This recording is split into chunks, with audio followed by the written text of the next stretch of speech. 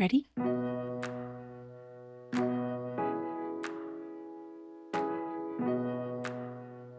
My name is Lindsey Shelton, and I'm an ICU nurse, travel ICU nurse.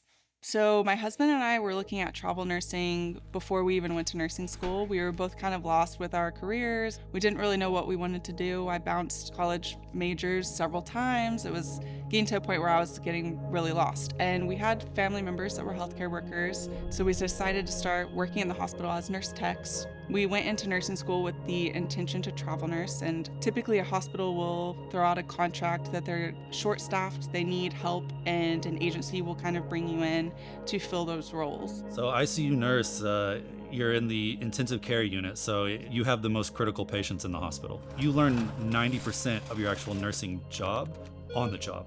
You don't have the opportunity, or you don't have the space to make a lot of mistakes. Okay. Today, we built a beautiful obstacle course simulating how physically demanding nursing can be. I was an athlete growing up, and I feel like the two things that definitely parallel are mentally and physically exhausting. You cannot let the outside world kind of creep in because people's lives are in your hands. Every single second, you're thinking 10 steps ahead. Your brain is just going 60 miles an hour the whole day. I try to remember that the people I'm taking care of are having a worse day than I am. You have to be able to listen to your patients and understand what they're asking of you and be able to educate them, making sure the patient feels safe and feels seen and heard. My favorite things, it's really the small things. It's like the moments of gratitude from the people you're trying your hardest to care for.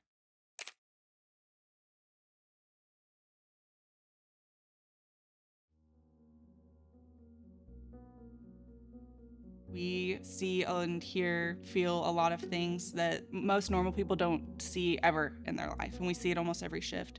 I feel like our jobs don't prepare us for it in the first place. It changes you. Seeing people have to leave their loved ones, people don't understand how taxing that is on you, how emotional it is. You get a lot of caregiver strain that's not really alleviated unless the hospital is able to step in and offer some support.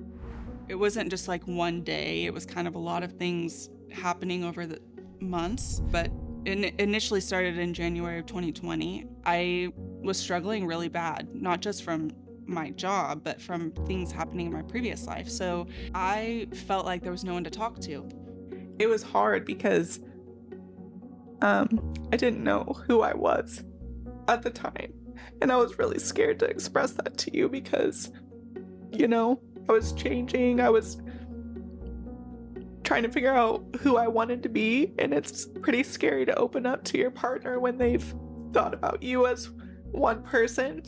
That was like the hardest time of my life, was during those few years where I was like super depressed and trying to figure out why, and going through therapy and having bouts of anger and irritation and all the stuff that my husband had to witness, which was not fun. I started opening up on social media initially because I didn't have anyone close to me at the time that was dealing with mental health. The initial response was really positive. There was a lot of people feeling like they were alone with their own mental health, whether it be anxiety, depression, PTSD. A lot of people feel like they're the only one going through something really hard, and the truth is they're not. I want to be a voice for them because I've always wanted to be a voice for people who feel like they can't speak up. Eventually it led into my nursing skits. I personally love humor as a coping mechanism. I feel it doesn't hurt anyone else and it doesn't hurt me. I always want to give people that same thing. We're definitely going to have those bad days, but maybe we can kind of laugh from it because at the end of the day, it's entertaining. We do a lot of our shifts together, so when we come home, we like to recharge together, seeing our dogs, playing with our dogs, or we'll go to the beach. You can't pour from an empty cup. You got to do something that fills your cup back up so that you have something to give the next day at work. You need to figure out what's good for you and stay on a routine.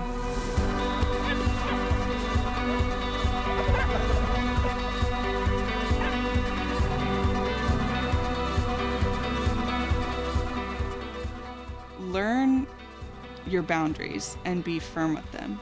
The moment you feel you're being overworked, then take a step back. Make sure you're using your time off wisely to continue to be a good nurse and love your job.